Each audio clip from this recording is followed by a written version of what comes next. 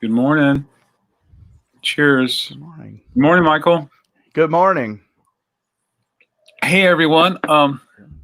Thanks for hanging out. I'm going to introduce our guest today Good for morning. Coffee and Vinyl number Cheers. 53. Good morning, Michael. Good morning. Oh, we're getting some Hey, feedback here. everyone.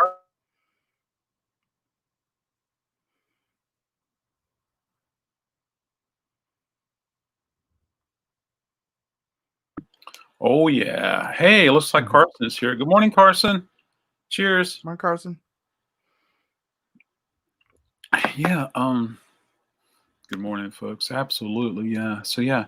Hey, with me today is Vinyl champion Michael. Michael, how are you? It's number, let's see, I think it's number 53 for me today. How are you doing today, Michael? Awake, which is a good thing at this time of morning, and doing well. Very Oh, good. absolutely, absolutely. Michael is the guest today, and he's going to show us some records that he really likes, and so I'm excited to see some of these records again, and cool things like that. So I say again because some of them I've seen before, and Some of them might have come from a place called Record Crate. absolutely, absolutely, yeah. So yeah. Uh, Take it away, Michael. Say Oh, something. sure. Do something, So, Dan. good morning, everybody.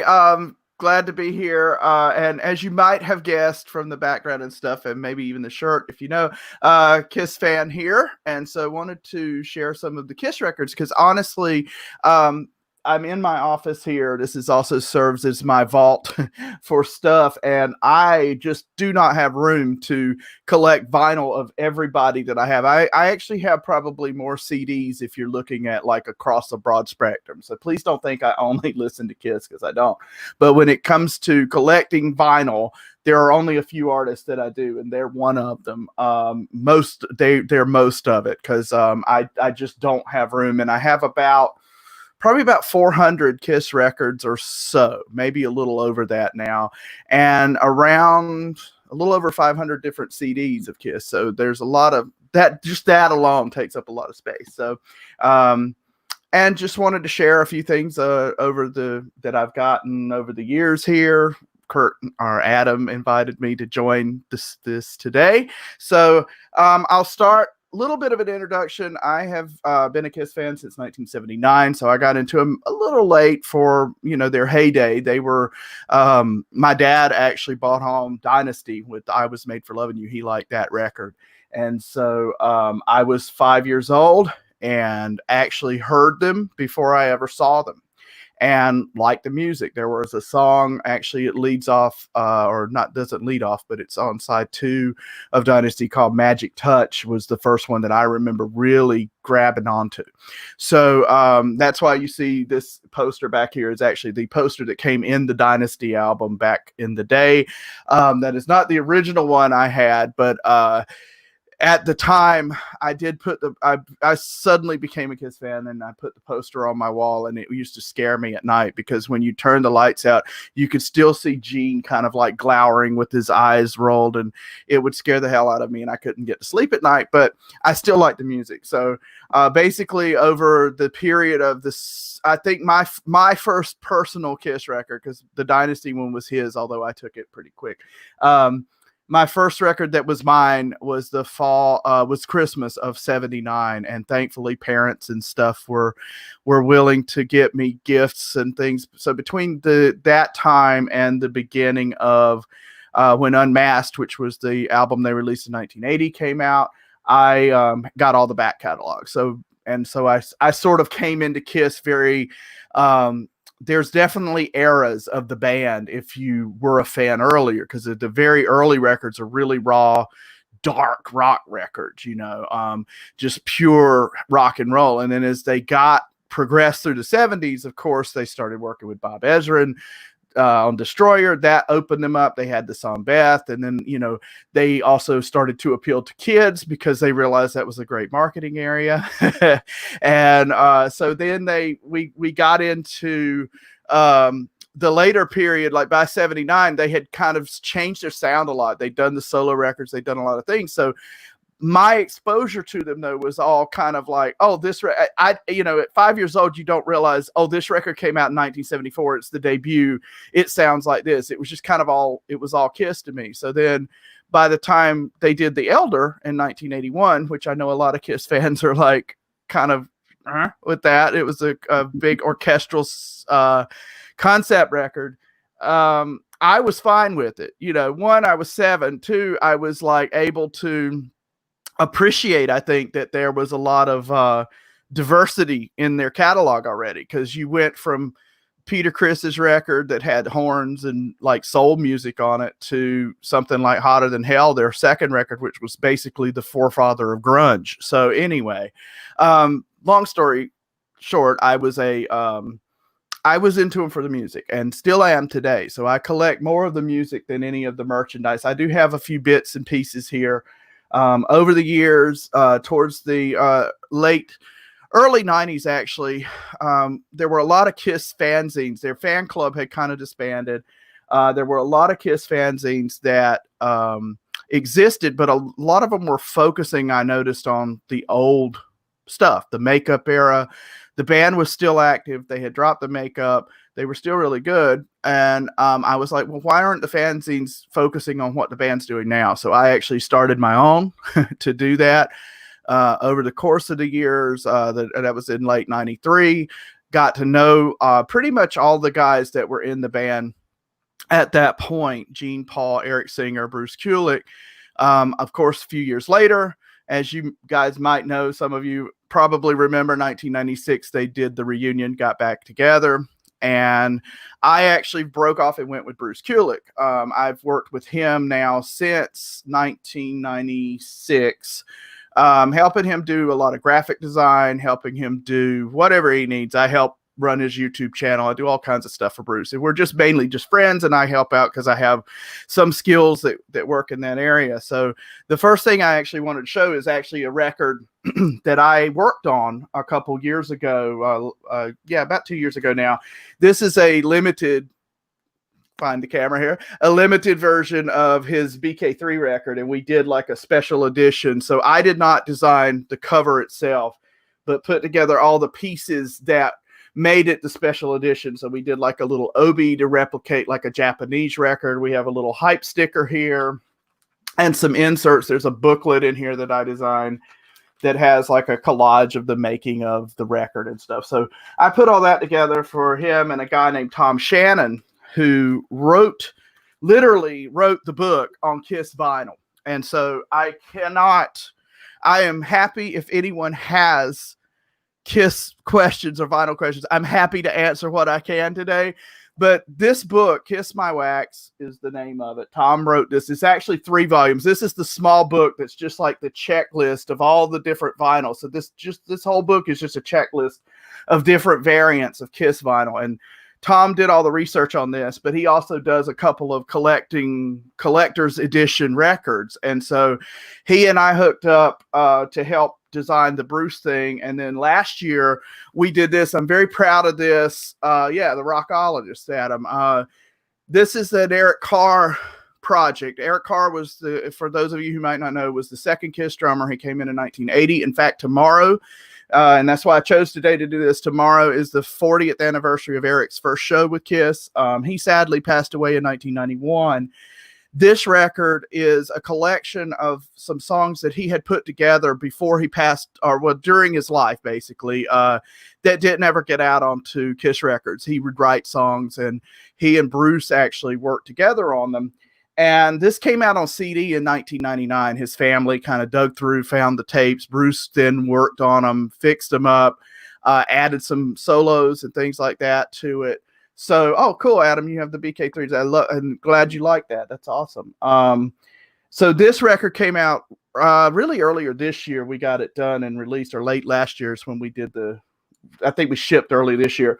But this is the standard edition. And what we actually did with this, there's different versions of this record.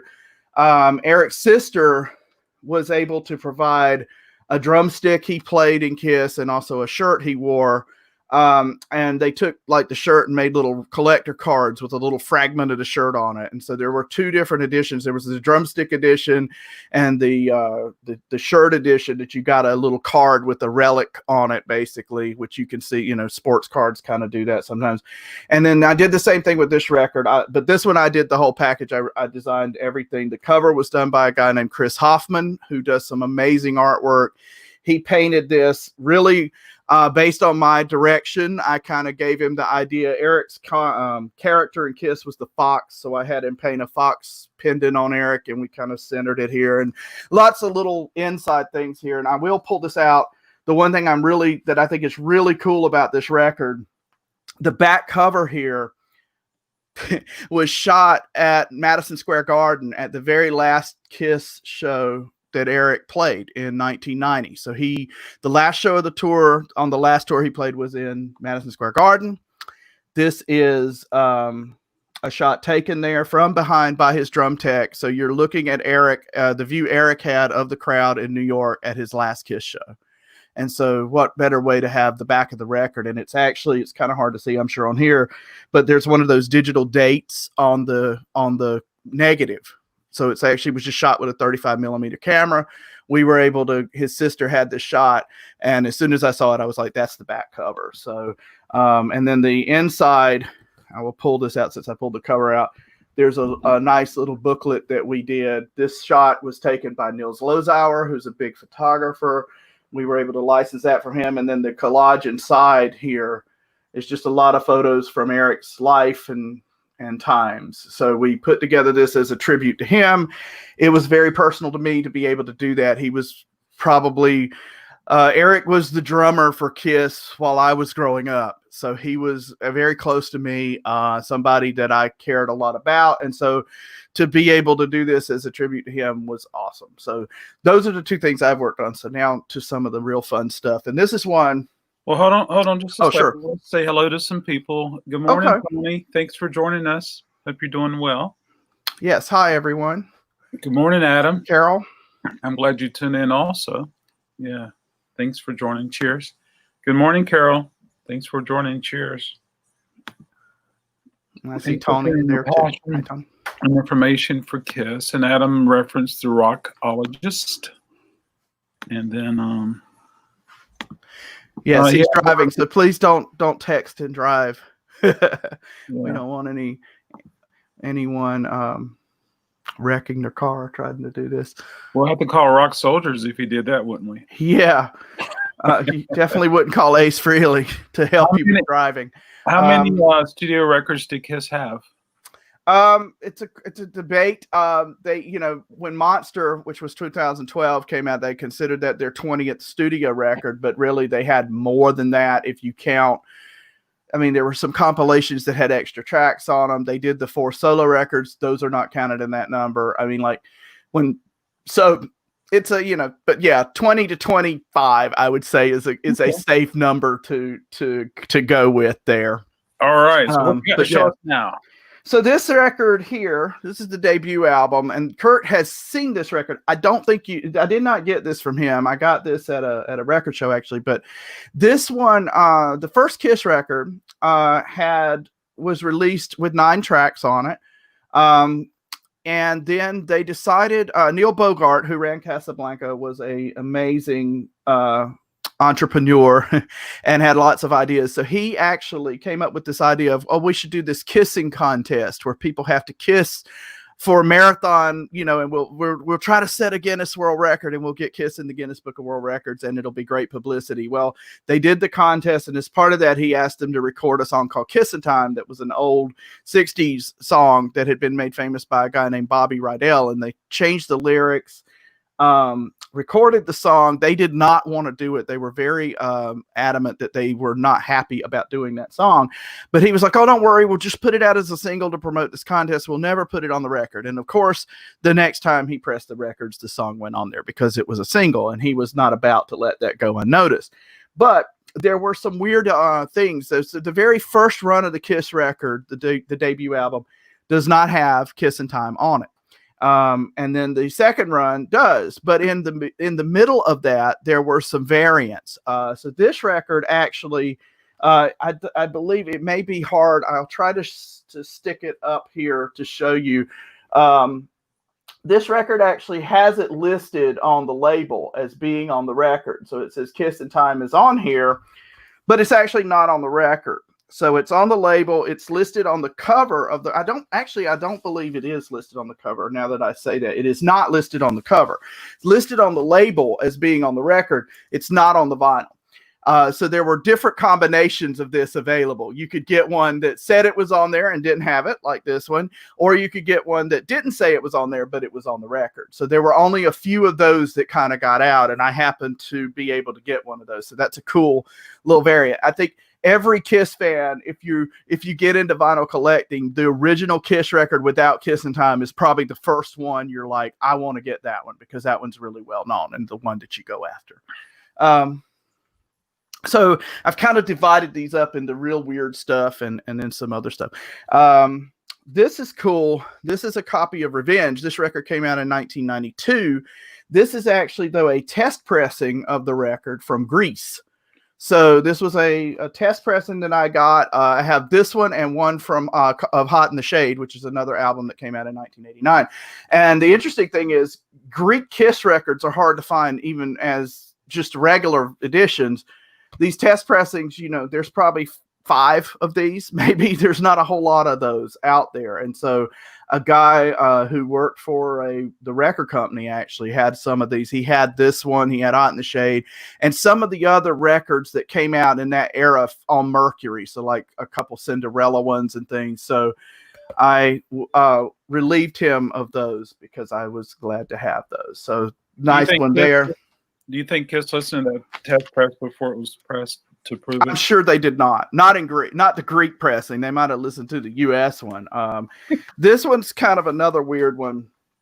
So when Kiss Unplugged was released in 1996, it was originally put out on yellow vinyl. And these are a prototype that was done. I'll just kind of pull this out. It's a little hard to see, but it's this weird olive muddy brown color that they were experimenting with, and this did not wind up coming out, but there were like a few of these that got out, and a guy had one of these, so I picked that up. So that's just another like weird variant that you're not going to see very often. So talking about Kiss collecting though, one of the things that's really important to note, I think, is that some of the more valuable stuff is stuff that's come out in the last 10 years or so. So you never really know from day to day what's going to be like a collector thing or not. This record, which I absolutely hate, is called Sonic Boom. It came out in 2009. Not one of my favorite Kiss records at all. But so when it came out on vinyl, they actually did 5 colors. They did red, blue, green, and purple, which are like the Kiss colors. And then they did a black version. You could buy all 5 on Kiss Online for like $100. And I'm like, I'm not paying for that because that vinyl, I don't like that record. Well, of course, there were only a few sets of those. Now they're extremely hard to find. I tracked this black one down. This is still sealed.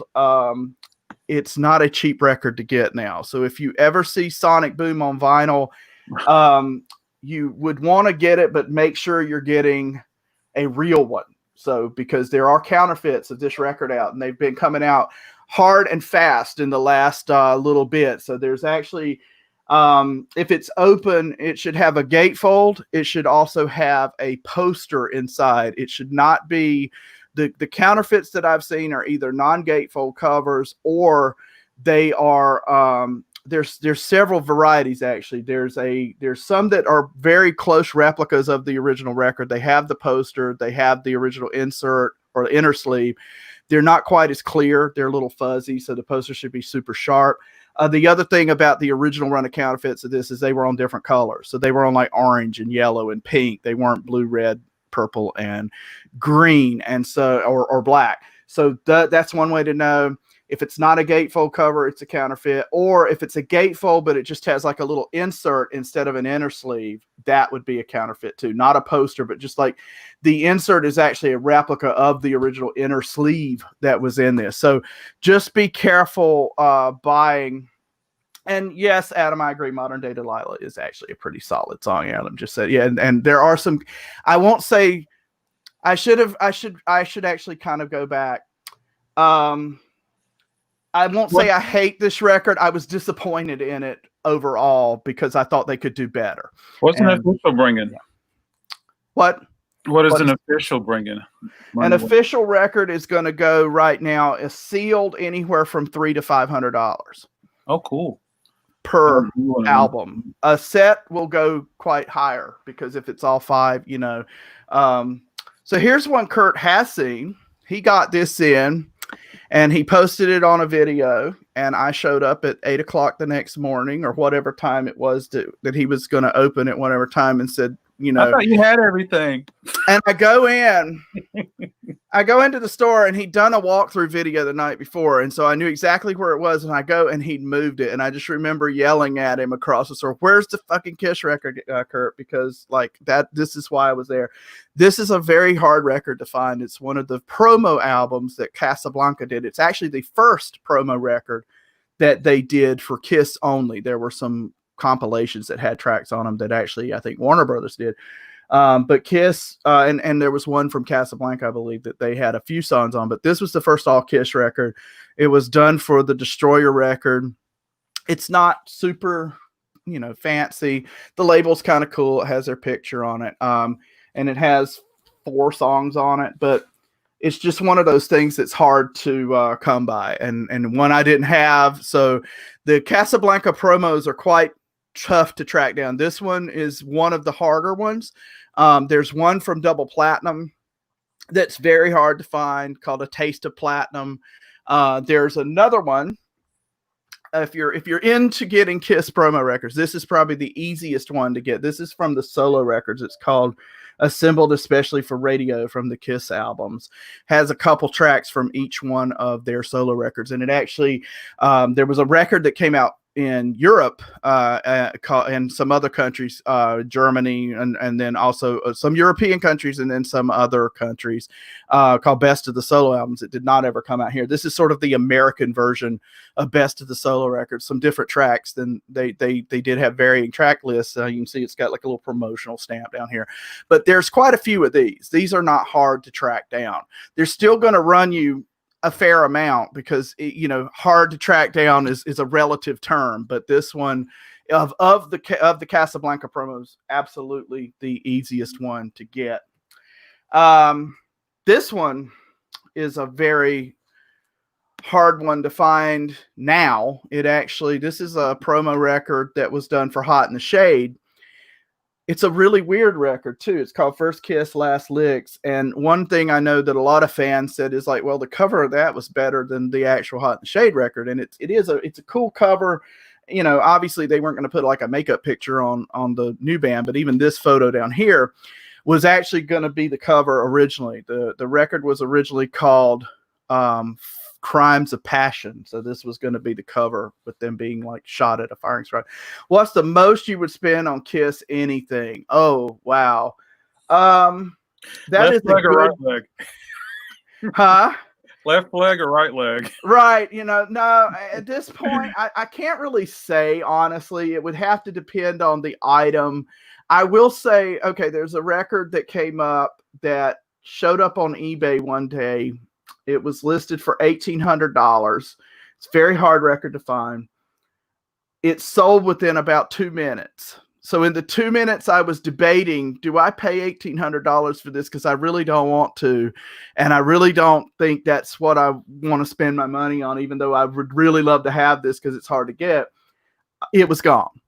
And that record usually goes around $3,000, $4,000 sometimes. It's a tough one to find. Did you get it since? I did not. And that would be one. If it showed up for $1,800 again, I'd probably buy it.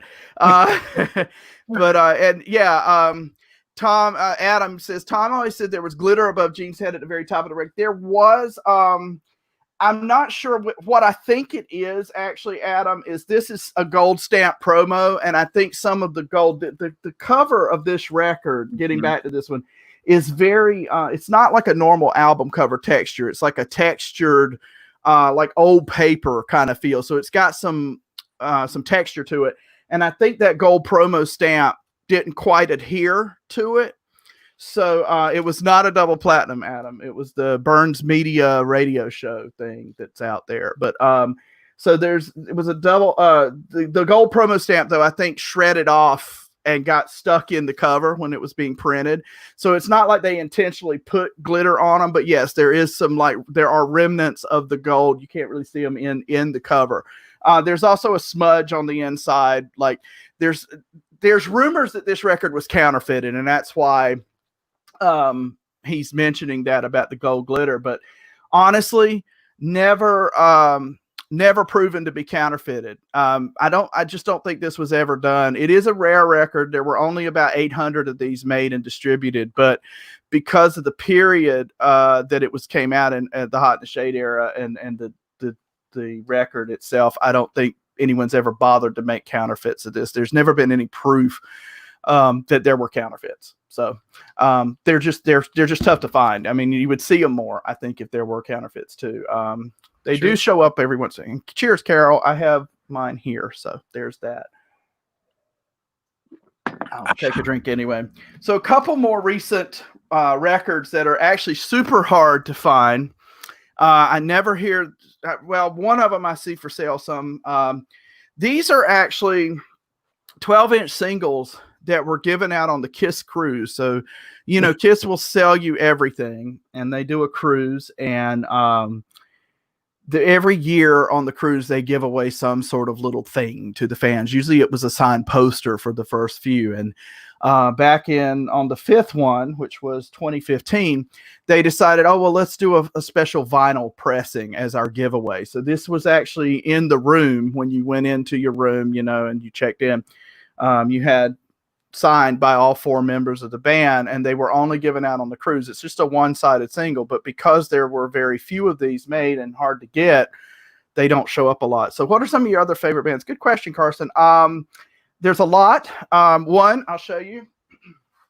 Very happy to just get this in. The Dixie Chicks are Chicks now. Their new record. I got that in this week. So I love them. I love Butch Walker, who's somebody that not everybody knows, but is a big producer. But I love his solo work. Butch is absolutely one of my favorite artists. I love the Trans-Siberian Orchestra. I've been into them. Actually got into them through Savatage back in the day, and then they've grown into. So I do collect their vinyl too. Bob Seger, you name it. I mean, any of the classic rock stuff I love. Hi, Kurt.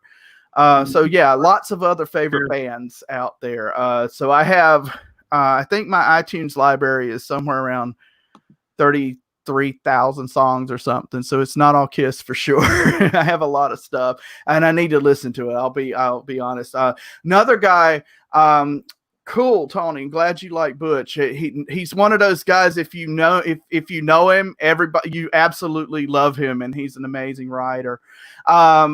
Courtyard Hounds. Yeah, I have their first record, Adam. He just asked, did I ever get into the Courtyard Hounds? Yes, did like them as well. So pretty much all of the stuff. I need to check out. Natalie had a solo record in the time they were off, and I think it was called Mother, and I don't have that one. But yeah, so I'm all across the board. My first concert was at the North Carolina State Fair, and I saw Ronnie Millsap when I was 5 years old. So I remember I was wearing a Kiss t-shirt at the Ronnie Millsap show because I loved him as well. And actual big arena concerts, he was my first, and then it was 1990 was the next time I saw a big show, and that was Kiss in Fayetteville. And a few years ago, Ronnie played a show, and I got to meet him afterward, and I told him, I said, you were my first concert, and my second concert was Kiss, so you kind of ruined me, because Ronnie had pyro and all this kind of stuff in his show. For a country singer, he was quite exciting. And he was a great entertainer, and it was really cool to meet him. It was one of those moments where you're like, this is one of my childhood heroes, and I'm actually standing in front of him. Got to meet Willie Nelson one time, and it was the same kind of like, I can't believe I'm standing next to this person that's just such an icon. And, especially when you meet these guys, especially like Willie is such a nice guy, that you don't in the moment really think about it. You're just like, oh, he's a nice guy. We'll take a picture. We'll say hello. But like, then you wow. you stand back and you go, wow, these guys, oh, nice, Kurt. Kiss in 1977. That would have been a mind-blowing experience, I'm sure, at the time. It's funny, like we were watching some of the old midnight specials from around 73, 74. And great songs, but zero stage presence in most of these. Even the rock bands just kind of stood there. One of them, I remember the guy literally stood with his back to the audience playing, looking at the amp through like most of the song. And I'm like, okay, now I get why Kiss was such a, because I didn't really experience that firsthand. Now I kind of get why they were such a revolution at the time, because they came out and were completely different than that. They were not John Denver. And I love John Denver, but I mean, when you watch these two people next to each other, you can kind of see why jaws drop when, Kiss walks out and has like 20-foot flames and everything. Because, I mean, there were certainly a lot of theatrical band. Yeah, my dad never went to another concert with us. I bet not. That was it. And actually, speaking of Butch Walker, he tells a really funny story. He has a book and tells a story about his first concert was Kiss, I believe in 77 as well. And his dad took him, and his dad was like a good old country boy. And it was not a good audience for him to be in. It was an interesting mix of people. And he said there were people, his mom and dad took him, and there were people behind him and in front of them passing a joint like over his mom's head. And like he said he remembers, like, in the dark of the concert, he said the people behind him were dressed up like Kiss, and he in the makeup and everything. He's like, and I remember turning around and seeing my dad with his hands around Gene Simmons' neck, saying stop that. So anyway, funny story. But yes, I can imagine the parents don't like that. Getting back to the records real quick, another one from a Kiss cruise. This was the next year. They did a Creatures of the Night theme, so they did this 12-inch, and same thing. It has this one the cover is not signed. So all of these, the cover was signed for the 2015. This one has an insert inside that's signed, which is just probably easier for them to do rather than trying to sign album covers. So this has a little autographed insert in it. There are versions of this that do not have the insert. So there were some made as like, there's the insert. There were some made that were like considered to be promo copies that got out, that were official. They're not counterfeits of the record. They were made by the company called Sixth Man, which is the cruise company, I think given to like employees and stuff, but not signed. So be sure if you're looking for one of these, that if you want the one that's signed, that it clearly states it has the signed insert, because there's some that don't. The value is going to be significantly different on those as well. So talking about recent editions and things, this record, so in the last couple of years, Universal has been reissuing anniversary issues of Kiss records on colored vinyl.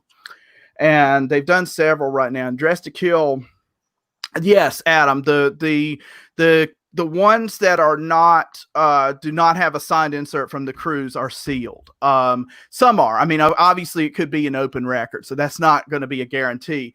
But yeah, they had shrink wrap on them. The ones that did not or that were signed, had the signed insert, were never sealed, because the insert was put into them afterwards. So anyway, this record is one of the newest ones. It's actually the latest one that's available. There's one they just they announced a few weeks ago, a double platinum picture disc that's going to ship soon. It's not out yet, but Kiss, a lot of the colored vinyls that were coming out, they started with one for Destroyer, which was actually not really an anniversary because it was in an off year, but it was like a red and black marble one. And that sold out really fast. There were only like 3,000 of them. And then they did several more over the course of the last couple years that have not sold out, like Rock and Roll Over and things like that. This one, though, a couple weeks ago, or a few months ago, when they announced the Dressed to Kill one, they were all available through Sound of Vinyl, which is like a distributor or company that does collector's editions a lot. And this one didn't show up on Sound of Vinyl, this Dressed to Kill. It was only done through Kiss Online. And so there was a big snafu with the way these were ordered. A bunch of the orders for these, I don't know if it's a COVID related thing or what, but a lot of the pressing number wound up being much lower than the number of records that were ordered. So people ordered these, and then they've been getting their orders canceled. And some people got them. I was lucky enough; my order came through. It's on red vinyl. It is a gorgeous red vinyl. It's one of the prettiest records I've ever seen, actually, the color. But and Adam says, I'm lucky I got one undamaged. And you might be like, it's a brand new record. Why is that? Well, it's because the shipping company that does these hasn't been doing a great job. And a lot of them have come with banged up corners, and, some have arrived folded in the mailbox in half because they're shipping them in containers that aren't necessarily. Yeah. So to add insult to injury, you get one of these, it's damaged. You can't get a replacement because there are no more. You ordered it, and you just even if you would be like, I'll take one with a corner ding or something, you still can't. I mean, people are furious right now that their orders were canceled. So those are like immediately going out on, eBay for crazy amounts right now. Russell says, good morning, Russell. Cheers. Good morning, Russell. Do you think they'll reissue the originals for a 45th anniversary? I don't. I don't think they will. It's interesting. The originals is a crazy record.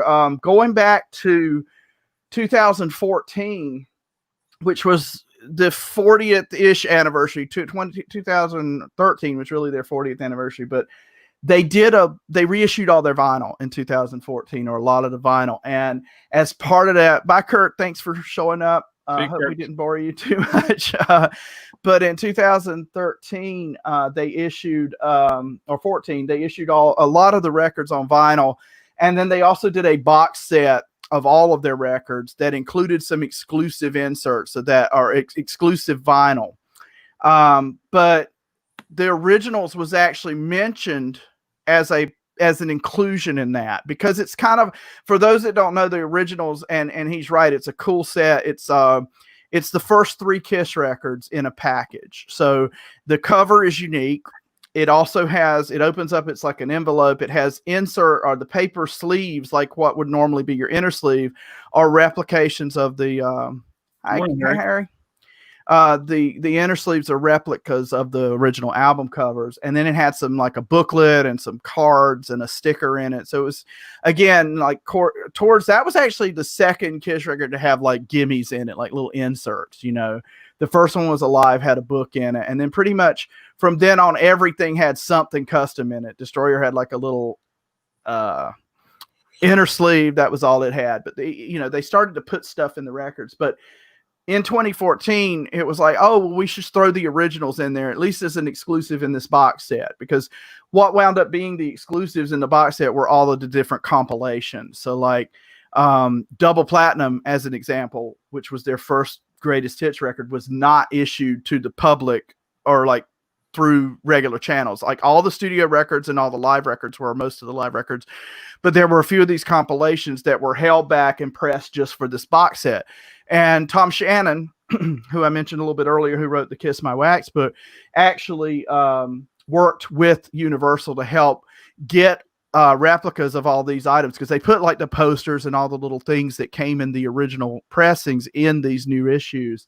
And some of that artwork and all was lost over the years. So Tom helped them with finding clean copies to get good scans of, to make replicas of. And so he was the one kind of like, hey, why don't you do originals? And it was on the table, and then it was off the table. So yeah, and no merchandise forms were included. Adam says, I bought the recent solo album box set, so I'm happy with it. I think they were all yes, we were. So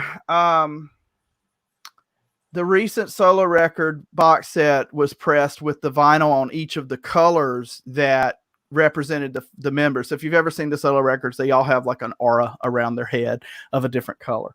And each vinyl corresponds with that. And Adam is absolutely right. We were all expecting, actually I was expecting this. So is this red is a translucent red for Dress to Kill?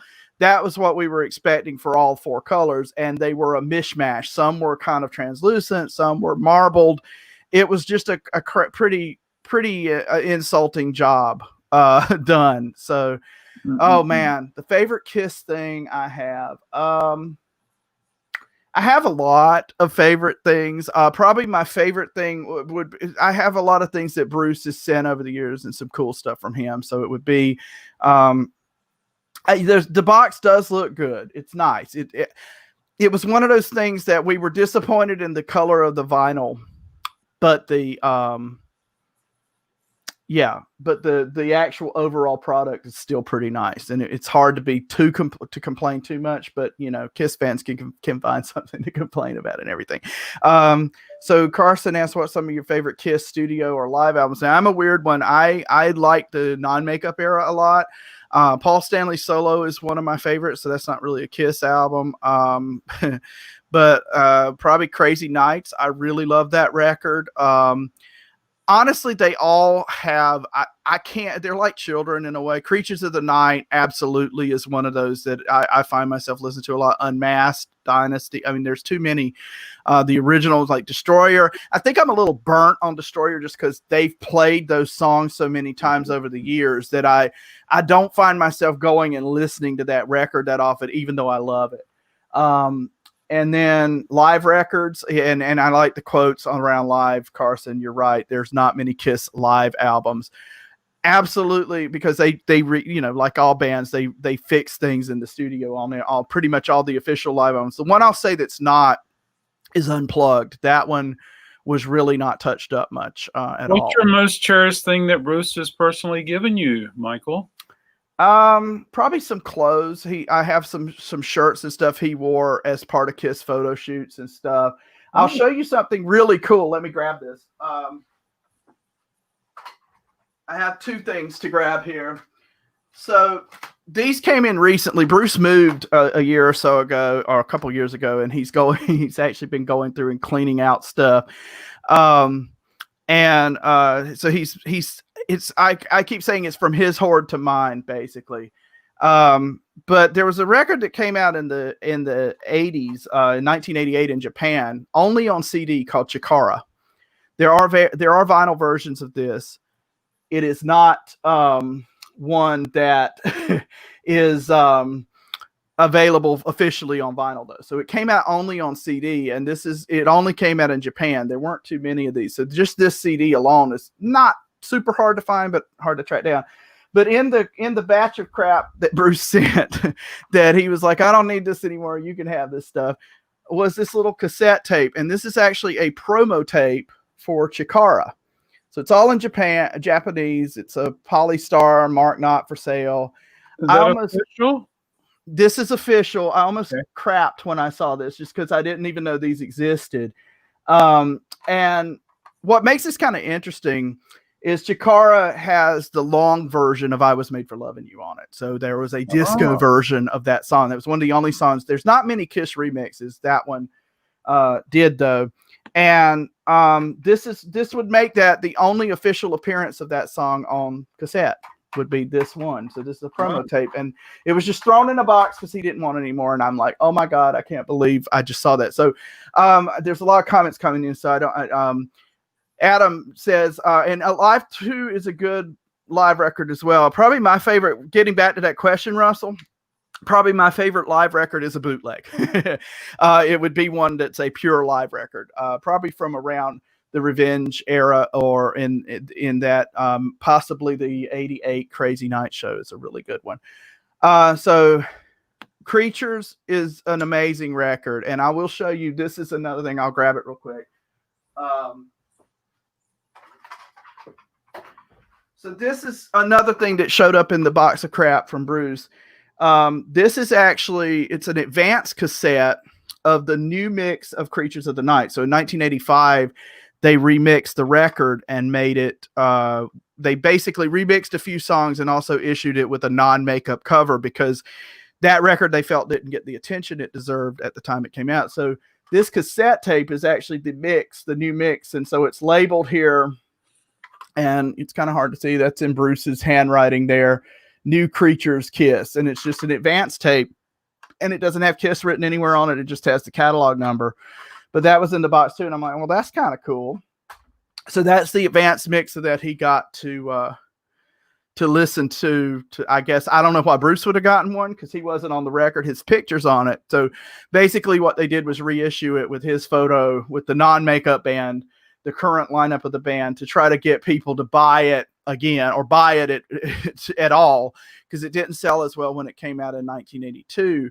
They were trying to say, you know, this is a great record too, don't overlook it. And so it worked. Actually got the album to gold, or got it close. I think it was finally certified gold many years later, but that reissue helped. But there were a couple of songs remixed. I think it was 3 songs were remixed on that record, and also the track order was messed with a little bit. So never heard the 85 mix. If you track down one of the yes, you have. If you honestly, if you buy the 2014 reissue of Creatures of the Night on vinyl, you'll hear the 85 mix, because that's what they used. They kind of messed that up. The original one's actually, the European reissue of that record has actually the 85 track listing too. 2 songs are swapped on it. And they did correct that for the US pressing. So the US pressing is in the original running order of the original album, but it still uses the 85 mix, the 2014. The original mix only appears, actually only appears on the original vinyl and the first pressing CD that came out of Japan in 86. So it's kind of weird. The original mix is on that CD, even though it has the non-makeup cover. And then they corrected that a couple presses later, because if you know anything about Japan and CDs, they press things over and over and over. There's like 10 versions of everything. So so on the makeup cover reissue, yeah, it has the 20 on the vinyl. The CD that came out in 1997 that was remastered for Kiss, they remastered all the catalog in 97, 98, and there's a Creatures on that.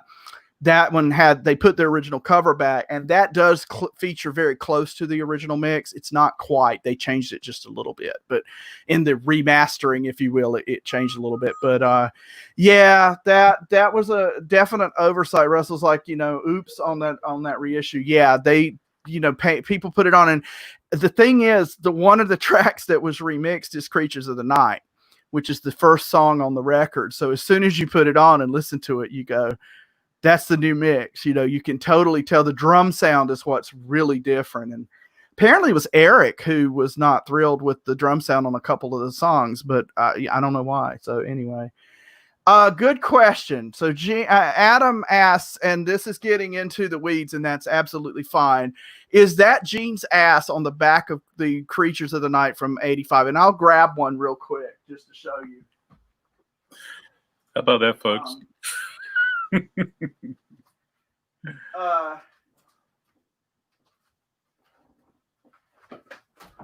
Sorry, I had not pulled out one of the 85. This is the 85 cover that we're talking about. And the back of it features a butt. Oh. Now, I actually asked Bruce, was that Gene's ass? And he's like, are you crazy? We would never put, it's a woman's ass. We would never put a Gene's ass on the back of an album. However, if you look at photos from this session, the belt that Gene is wearing in these sessions is very similar to the one that we see here at the top. I've also heard it's Gene's butt. I think Gene said it was his butt. That question may never be answered fully. I always thought it was Loverboy. Yeah, it does. It looks a lot like that one. So, that sadly is a question that we may never get the full answer to. But I have always chosen to believe it's Gene's ass because of the and knowing Gene, he would totally be like, I have a nice butt, put mine on there. Because as we all know, or the elder is Paul's hand, because they had a hand model and he was like, I have a nice hand.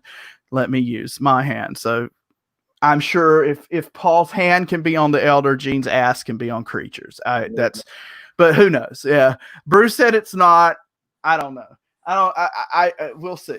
I don't know whose butt it is, but it's a good question for debate. A few more kind of weird ones. This is a Japanese white label promo of Alive 2. These are hard to come by or track down. These are some that people like to find. That is the only white label promo I have of Japan because they're hard and expensive to find. And another thing that's become a collecting thing lately is in the early 80s, in 1980 actually, Casablanca sold out to Polygram. They were bought by Polygram, which led to Kiss getting a great deal because Neil Bogart left along with that, and they had a key man clause in their contract that said when Neil left, they could renegotiate. And so Polygram foolishly paid them a lot of money. There were they got a lot of things. And so Polygram then reissued all the records, so all the vinyl. And who's that but with Michael and Adam? That would be Gene's, we think, maybe. So anyway, Polygram reissued all the records. No inserts, no custom inner sleeves, very, very plain editions. I mean, it's basically the record, the cover, and the music, you know, and they branded them with Polygram. So for a long time, these were pretty undesirable because they were the pressings that were available in record stores like 85 to, you know, whenever vinyl went out. So now, though, because a lot of Kiss collectors have picked up the original pressings and they have the Alive 2 with the tattoos and whatever, if they're into variant hunting, it's like, oh, well, I need to get these 85 pressings. The only thing I'll say about these that's nice is the covers are very sturdy. They're like really thick cardboard. So you could like kill a snake with one of these. But anyway, they're the labels are very plain Casablanca. I mean, but anyway, it's a Polygram. They will be labeled that they have their reissues. And there's actually a couple of variants of these. There's some without the barcode. There's some with the barcode. There's lots of variants. Tom can answer those very deep questions. But basically, I just wanted to show that these are this is a variant that's kind of, if you track these down and you find one that's a Polygram reissued, they are kind of collectible now. People are looking for those, and they seem to vary as far as what. I'm a reptile person, so yes, that was the wrong thing to say. But they are something that you can track down the variants of the Polygram issue. So that's kind of cool to look for. And like I said, some are harder to find than others. You might, the first album with Kiss, the debut album seems to be one of the ones that pops up a little more often. This is another one of the 80 issues. This is double platinum without the silver Mylar cover. So again, they went super cheap. In fact, this isn't even a gatefold. It's just 2 records shoved into a single jacket. So, but oddly enough, collectible now. It was the kind of stuff that you would be like, hey, why would I want this crappy version of it back in the day? And now people are seeking those out. I will. Good morning, Bluegrass Picker. Thanks for joining us. Cheers. Oh, good morning, Dennis Du. Thanks for joining us. My coffee pot. Oh no. No wonder you're getting up late. I would be too if I didn't have any caffeine in the morning. We're gonna get a coffee pot. Yes, we will. That is an essential, right? Some kind of caffeine in the morning to get you going. A couple things that we talked about the Elder a bit. This is the Japanese one. So the Elder cover was just kind of very brown. It had, Paul's hand on the door. And one of the things is that if you went to the record store, you almost didn't see the record because it was so brown. It just blended into the bins, and people weren't buying this record anyway. So there were a lot of things that made it, that cursed it.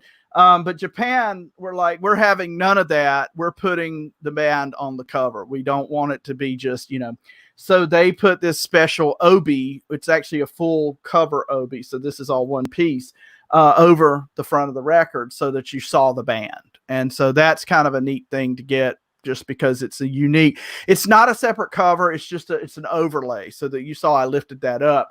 The lyrics, I believe, the lyrics are not on the back. There's an insert in here, but like this was just an overlay. So there are not Elder records if that's not pressed onto the cover. Oh, Carson, my favorite member of Kiss has to be Bruce Kulick. I have to say that because he might see this at some point. No, he is. Eric Carr was absolutely my favorite in the 80s. Bruce, I have to say, those guys, I've met pretty much all the members of Kiss over the years. The only person I've never met in person, there's two, well, Eric Carr, but like Vinnie Vincent and Ace, I've never met in person. So I can't say anything good or bad about them. I know everyone has different experiences with different people. The ones I have met, including Peter Criss, who can be rather volatile, I've heard, always super cool, nice guys. Gene has always been super nice to me. Paul Stanley did something very cool for me in 1999. He did Phantom of the Opera. And so after I did the fan club, they knew who I was, sort of. And they had a guy who worked in their office who came in took over their business office in 1995. And he, which actually leads me to a cool piece I'll show you. But he took over the office in 1995 and kind of came in and didn't know anything about Kiss. He had worked for NXS before. He was from New Zealand. And so I was the guy. I called and just was like, hey, can I get an interview with somebody? Because I was still doing the fan club at the time, and anyway, and it's like, hey, I asked for the guy that I had worked with, and they're like, oh, he's not here anymore. Let me give you this guy. And so Angus comes on, and I'm like, oh, well, you're in for a hell of a job. If you're working for them, if you need help, let me know. So he would call me from time to time with like questions about, I remember when they were rehearsing for the reunion tour, one of the weirdest questions I ever got, just because you wouldn't think. They were rehearsing for the reunion tour shows. I get a call at work. Angus says, do you have the lyrics to Calling Dr. Love? I'm like, well, yeah, I can get them to you, because Gene needed the lyrics to rehearse with. And so Gene calls Angus calls me, I get the lyrics, they go to Gene, they rehearse the song. That's how things were going during that time. So they did know who I was and were very, very kind to me over the years with tickets and things like that. So when Paul did Phantom of the Opera in 1999, he actually, I called the office. I said, hey, I was thinking of going up. It was in Toronto. Could I get tickets? And he's like, sure, we can do that. Let me get you in touch with the people doing it. Cause it was not, it was like an event, a company out of Toronto. So the guy calls me and he says, so I got, Paul said he'd loved it for you to have the tickets. I just need your credit card. And I'm like, well, I thought, I was like, that's fine. I was like, but I thought they were comp tickets. He's like, oh, we can get you comp tickets. They'll be a little bit down the road. He's like, these are the phantom seats. They're in the center of the front row. There's like a pit and then there's the front row. He's like, those are what they're considered the phantom seats. They're never comped. He's like, they're always paid for because they're such a high demand seat. I'm like, okay, fine. So I give him my information. He calls me back. I said, no, I was like, I'm fine with comp tickets wherever. They don't have to be those seats. So like 10 minutes later, he calls back and he's like, I called Paul and he said, no, he wants you in those seats. So he's paying for them. And I was like, holy cow, cause I didn't really know that he knew me like that, And so, anyway, it was really cool. It was very nice. So I got to go see the Phantom of the Opera. Paul took me backstage. I got to see like the way that the stage is done with all the little trapdoors and stuff. Very cool experience. So, leading to, the guy that worked for him one time, he's like, can I, do you want anything? Like, cause you're always answering questions. And I was like, do you have any like vinyl laying around the office? Cause this is like mid 90s. Right. So vinyl was not easy to come by at that time. And I collected stuff. And so he's like, well, I've got some 45s I'll send you. And so he sends me this package and it has like just some standard run of the mill 45s. And it has this record in it. And at first I'm like, what the hell is that?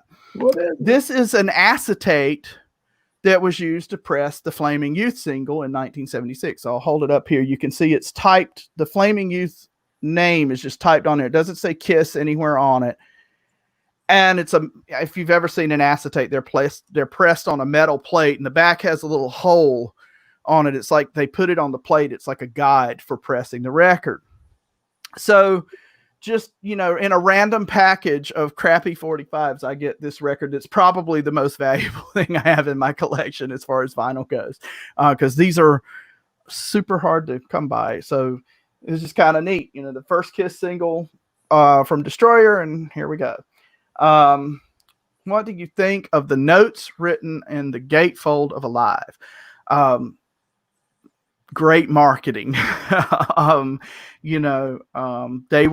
was definitely the beginning of them trying to establish their personas. So like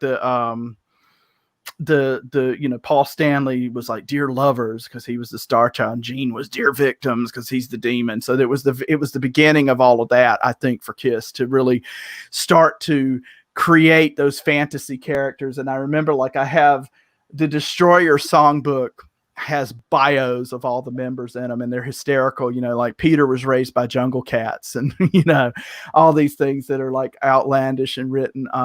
Gene was born on Olympus, whatever, which is one of the lyrics in God of Thunder, actually. But like a lot of the stuff, they totally tried to create that mystique, and they did it. Like, can you imagine a band coming out now and not being seen without makeup for more than 10 minutes?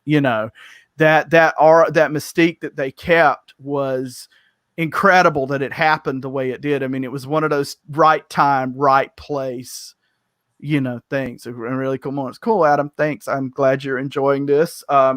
Speaking of Adam, that's just the tip. I've heard so many stories from knowing Michael over the years, and so part 2. We'll have to do. We'll have to do a part 2 at some point. I will show you this one, though. We had the elder one. So speaking of the makeup and the mystique, when Lick It Up came out, Japan said, why would we give that away on the cover? We're going to sell it like this with another one of these overlay layouts.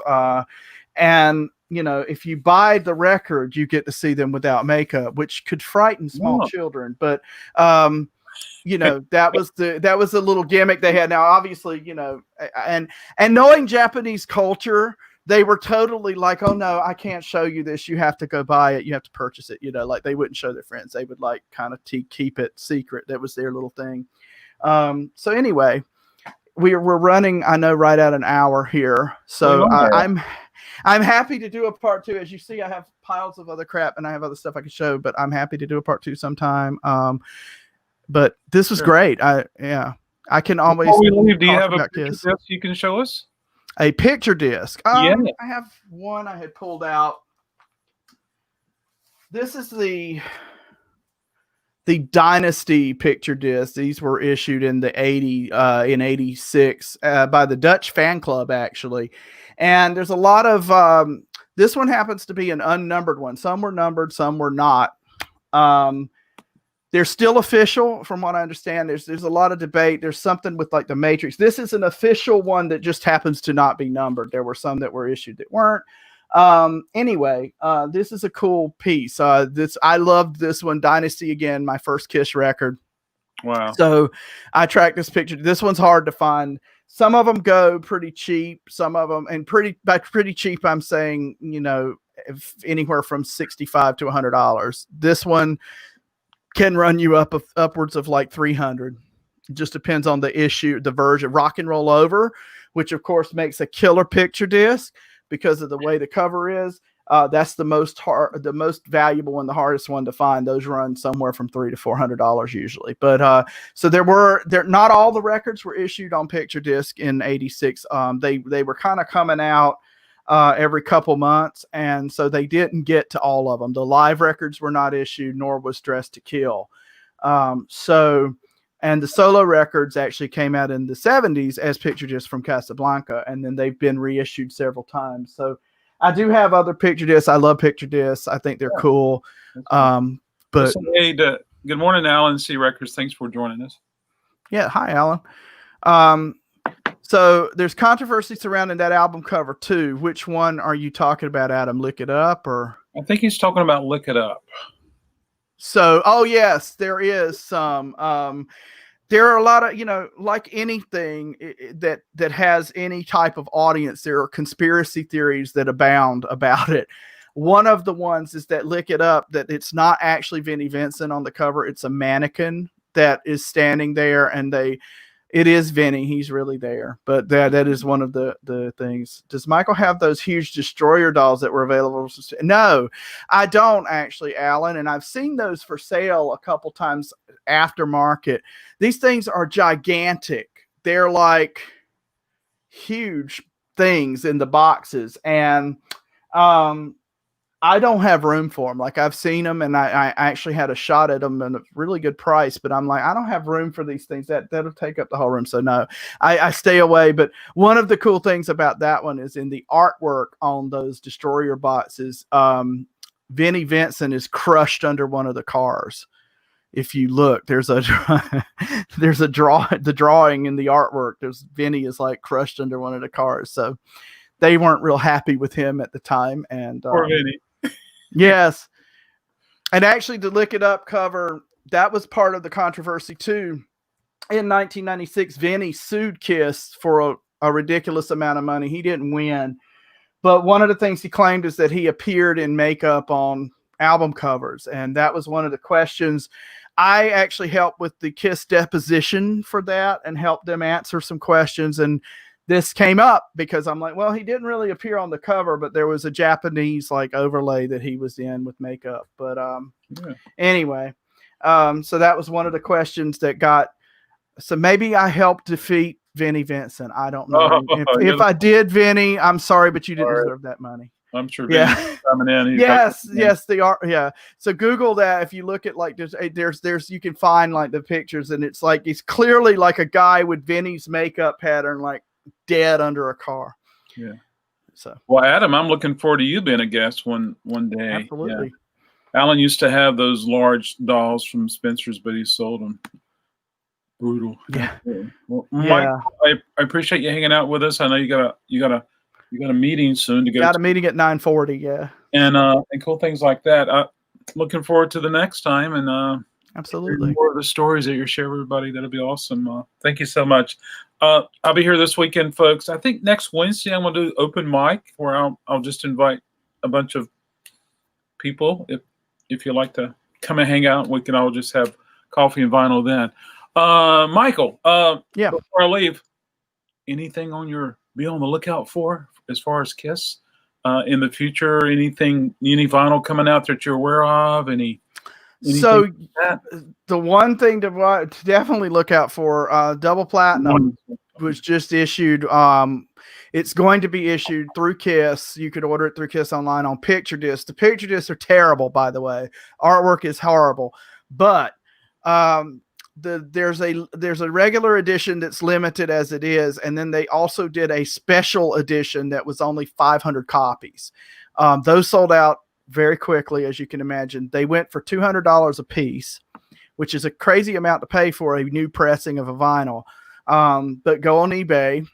They're running anywhere from $400 to $700 right now, because people have ordered them and are reselling them. So that's going to be, if you think about pretty much any record that was made, the rarest Kiss record that you can think of was more than 500 copies were made. Even that first Kiss Last Licks was 800. But like all of these promo records and stuff in the 70s, they made a lot of those because they were giving them to any and everybody they could.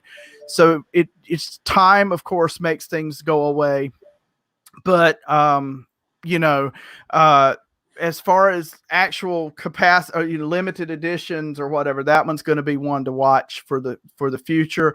I think you'll also see, I'm betting if in September, you'll see them announce a 45th anniversary edition of Alive on colored vinyl.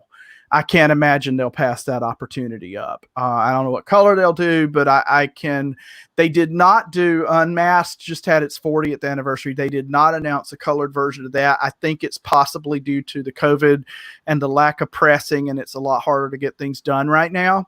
I would envision that one being announced at some point too, but for sure, you know, and then just in general, you know, anytime you find one of the original pressings of the Kiss records, there's certainly inserts and stuff that they should have. So some of them, anytime you find one with all the original inserts, even if the record's in crappy condition, it's probably worth picking up because you can get the vinyl in good condition. You can't get the inserts as easy.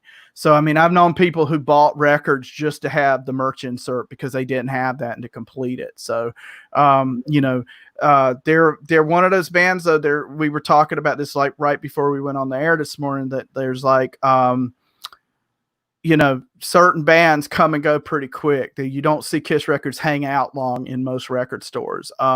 So, yeah. Yeah, absolutely. Cool. Hey, thank you so much. Thank everybody for showing up. Thank you. Yes, thanks everybody. Hope y'all have a great day, great weekend, and go visit Adam and buy lots of records. Please do. Yeah. All right. Thanks so much.